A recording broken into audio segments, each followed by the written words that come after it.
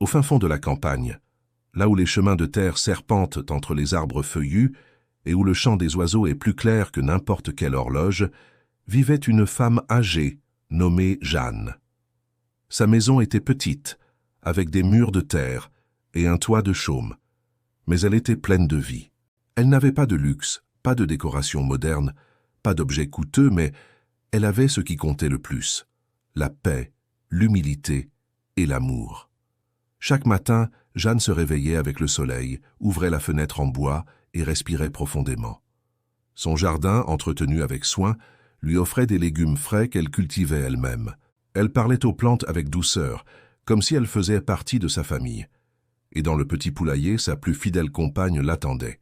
Une poule blanche et dodue nommée Blanchette.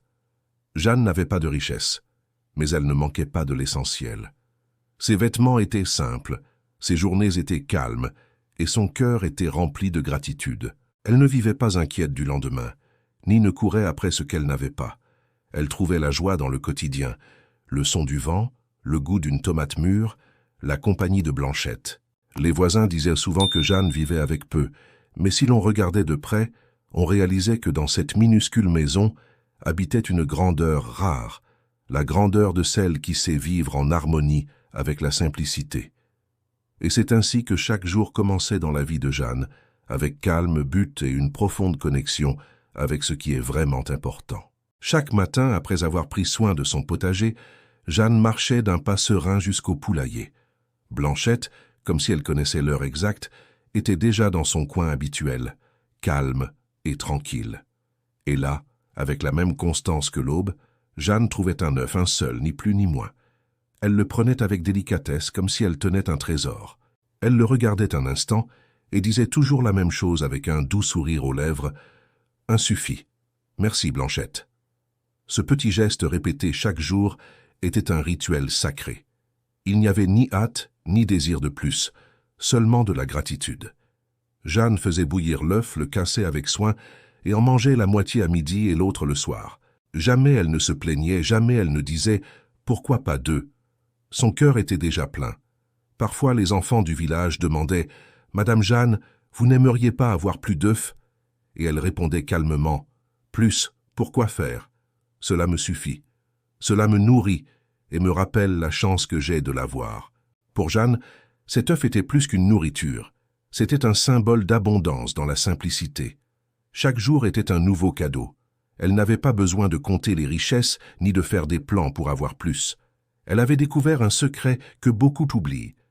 Le bonheur ne se trouve pas dans l'accumulation, mais dans le savoir remercier ce qui arrive. Et ainsi, entre potager vert et matinée dorée, Jeanne et sa poule vivaient un accord silencieux. L'une donnait, l'autre remerciait, et toutes deux étaient heureuses.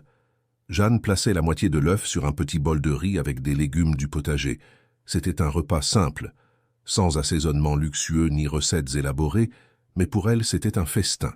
Elle mangeait lentement, savourant chaque bouchée, et en terminant, elle fermait les yeux un instant comme pour remercier la vie de lui avoir donné juste le nécessaire.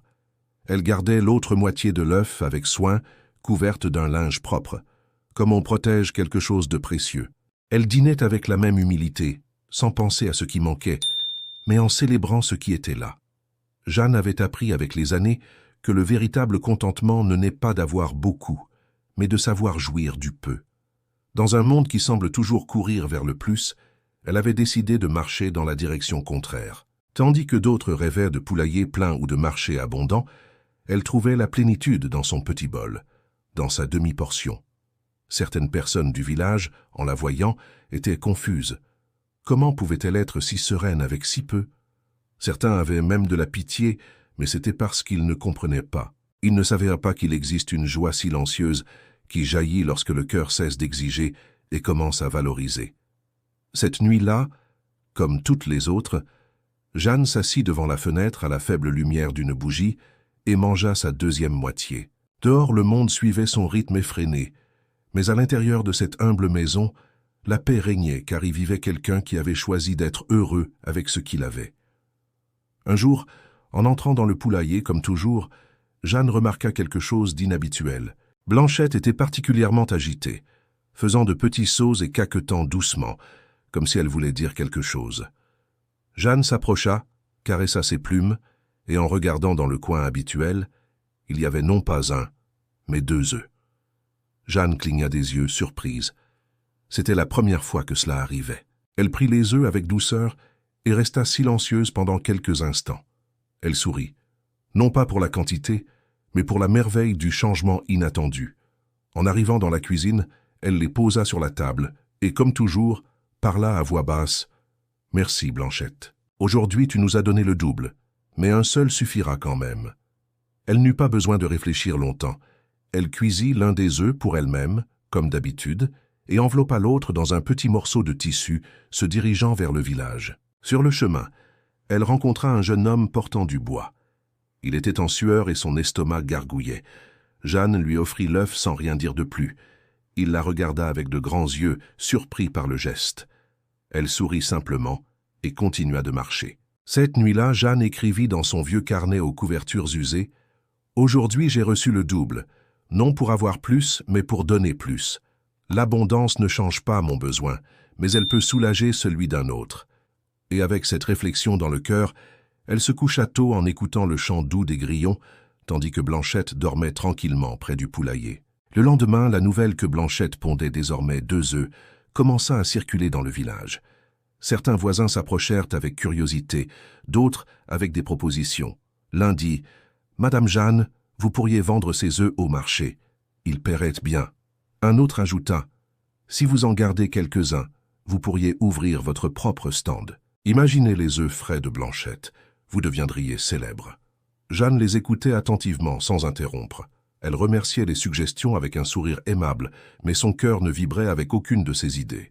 Tandis que les autres parlaient de prix, de demande et de profit, elle pensait au jeune homme à qui elle avait offert l'œuf, à son sourire reconnaissant, à la façon dont un simple geste avait soulagé une journée difficile. Un après-midi, une femme du village apporta un panier vide. « Pour que vous y mettiez vos œufs, dit-elle. Ainsi vous accumulez et décidez ensuite quoi en faire. » Jeanne accepta le cadeau, mais utilisa le panier pour apporter des fruits de son potager à une famille avec de jeunes enfants. Dans son monde, garder n'était pas plus précieux que partager. Accumuler n'était pas mieux que soulager le besoin d'autrui. Elle savait que le désir d'avoir plus pouvait se déguiser en opportunité, mais pouvait aussi rendre esclave. Alors elle s'en tint à sa décision. Un œuf pour elle, l'autre pour celui qui en avait besoin. Et même si beaucoup ne comprenaient pas, Jeanne ne vivait pas pour s'enrichir en biens, mais pour s'épanouir en générosité. Sa richesse ne se mesurait pas en pièces, mais en actes de bonté. Les jours passaient, et Blanchette, fidèle et constante, continuait de pondre 2 œufs chaque matin. Jeanne maintenait sa routine, un pour elle, l'autre à partager. Parfois elle le donnait à un enfant qui passait en ayant faim, d'autres fois elle le déposait en silence à la porte d'une maison, sans nom, sans mots, juste avec amour. Avec le temps, les gens commencèrent à remarquer quelque chose de différent chez elle. Ce n'était pas la femme âgée qui avait maintenant plus, mais celle qui continuait d'être la même en ayant plus. Elle ne changea pas ses vêtements, n'acheta rien de neuf, ne se montra pas différente. Son cœur restait simple, comme son jardin, comme ses paroles. Un matin, un commerçant du village s'approcha avec une offre. « Je pourrais acheter tous les œufs que vous avez payés un bon prix. Nous pourrions même élever plus de poules. Il y a une affaire ici, Madame Jeanne. Beaucoup d'argent. » Elle le regarda avec amabilité, mais avec fermeté. « Je n'élève pas de poules pour faire de l'argent. Blanchette n'est pas une machine. Elle fait partie de mon foyer, et ses œufs font partie de quelque chose de plus grand que le commerce. » L'homme insista, mais Jeanne, d'une voix sereine, conclut « Ce qui est donné avec le cœur ne se vend pas avec des pièces. » Et ainsi, chaque jour, elle continua de choisir le partage avant l'accumulation, non par mépris de l'argent, mais par amour d'une vie libre de convoitise.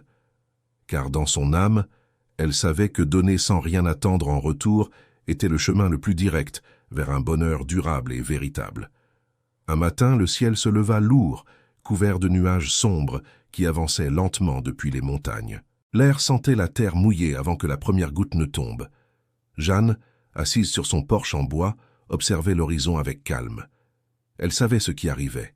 C'était la saison des fortes pluies, et cette année, il semblait que la pluie arriverait avec plus de force. Les premières tempêtes frappèrent au crépuscule. Le vent hurlait entre les arbres, la pluie tombait avec fureur, et la petite rivière qui passait près du village commença bientôt à déborder. Les maisons basses furent inondées, les chemins furent recouverts d'eau, et de nombreux voisins perdirent leur récolte. Jeanne protégea sa maison du mieux qu'elle put, souleva les paniers, sécurisa le garde-manger et plaça de la paille sèche pour que Blanchette ne soit pas mouillée. Mais son cœur n'était pas seulement dans sa maison. Elle pensait aux autres, aux enfants qui avaient mangé ses œufs, aux personnes âgées qui vivaient seules, aux mères avec de jeunes bébés. Lorsque l'eau baissa un peu le 3e jour, Jeanne sortit avec sa canne dans une main et un panier dans l'autre. Elle marcha dans la boue, rendant visite à ceux qui, elle le savait, en avaient le plus besoin. Son panier n'apportait ni or, ni vêtements, ni promesses. Il apportait des œufs qu'elle avait mis de côté un par un sans rien dire, et avec chaque livraison un geste de soulagement, une larme, une accolade. Car au milieu du désastre, la générosité de Jeanne était comme un rayon de soleil se frayant un chemin à travers les nuages. Jeanne avait mis de côté, à l'insu de tous, une petite douzaine d'œufs dans un panier en bambou recouvert de feuilles sèches, non par avarice, mais par prévoyance silencieuse. Non pour elle-même, mais pour des moments comme celui-ci où la vie se tord et où le besoin frappe fort. Tandis que beaucoup se lamentaient de ce qui était perdu, elle marchait de maison en maison, laissant un œuf ici, un autre là. Elle ne demandait pas s'ils en avaient besoin. Elle savait que oui. Parfois, elle les laissait en silence sur une pierre à l'entrée. D'autres fois, elle les remettait en main propre, accompagnée d'une brève phrase. « Pour aujourd'hui, juste cela. Pour aujourd'hui. » Elle ne tenait pas de liste et n'attendait pas de reconnaissance. Et même si les œufs étaient peu nombreux, leur impact était immense. Un seul œuf pouvait faire la différence entre la faim et le réconfort, entre le désespoir et le sentiment que quelqu'un pensait encore à vous. Une fillette, les pieds couverts de boue et les yeux fatigués de pleurer, reçut un œuf et demanda « Pourquoi me donnez-vous cela si vous êtes aussi âgé et pourriez le garder ?» Jeanne caressa ses cheveux humides et répondit doucement « Parce que la joie grandit quand on la partage et que les cœurs se nourrissent autant que les estomacs. » Cette nuit-là, dans sa petite maison éclairée par une bougie, Jeanne se sentit plus légère, non pas pour avoir donné, mais pour avoir accompli ce que son âme demandait. Et tandis que le monde dehors se reconstruisait, elle dormait en paix, sachant que même un œuf pouvait être une graine d'espoir. Les jours passèrent, la pluie cessa, et le soleil revint peindre d'or les champs inondés. Le village commença à se reconstruire pas à pas, avec des mains fatiguées, mais des cœurs unis. Et parmi toutes les histoires nées de la tempête, il y en avait une qui circulait parmi eux comme un conte sacré. Celle d'une femme âgée qui, avec des œufs et de l'amour, avait soutenu beaucoup de gens lorsqu'ils en avaient le plus besoin. Jeanne, cependant, ne cherchait pas la reconnaissance. Elle continuait sa vie comme toujours. Elle prenait soin de son jardin, nourrissait Blanchette, cuisinait avec le même demi-sourire de toujours, mais quelque chose avait changé dans l'air. Plus de voisins venaient maintenant la voir, non avec des offres ou des propositions, mais avec silence, avec respect. Certains s'asseyaient simplement à ses côtés, partageant un moment sans parole. D'autres apportèrent de petites offrandes, une fleur, un pain, un fruit. C'était leur façon de dire merci. Un matin, Jeanne écrivit dans son carnet d'une écriture ferme « J'étais heureuse quand j'avais peu, et je continue d'être heureuse quand j'ai quelque chose à donner. » La joie ne se mesure pas à ce que l'on possède, mais à ce que l'on est capable d'offrir avec joie. Et elle ferma le carnet avec douceur comme on ferme un cycle. Blanchette caqueta près du poulailler, annonçant un autre œuf. Jeanne sourit, prit l'œuf avec gratitude et murmura « Un suffit, l'autre, comme toujours, trouvera son chemin. » Et ainsi, entre simplicité et générosité, Jeanne continuait d'enseigner sans trop parler, que le véritable bonheur s'épanouit lorsque l'on apprend à valoriser ce que l'on a et à le partager sans rien attendre en retour. Si cette histoire a touché votre cœur, nous vous invitons à vous abonner à la chaîne Ghost Verso pour continuer à recevoir des réflexions comme celle-ci, pleines de sagesse, de simplicité et d'espoir. Laissez dans les commentaires ce que vous avez appris avec Jeanne, ce que signifie pour vous le véritable bonheur. Votre expérience peut inspirer d'autres. Et n'oubliez pas de regarder la prochaine vidéo qui apparaîtra à l'écran. Une autre histoire vous y attend qui peut aussi changer votre façon de voir la vie. Merci d'être là. À bientôt.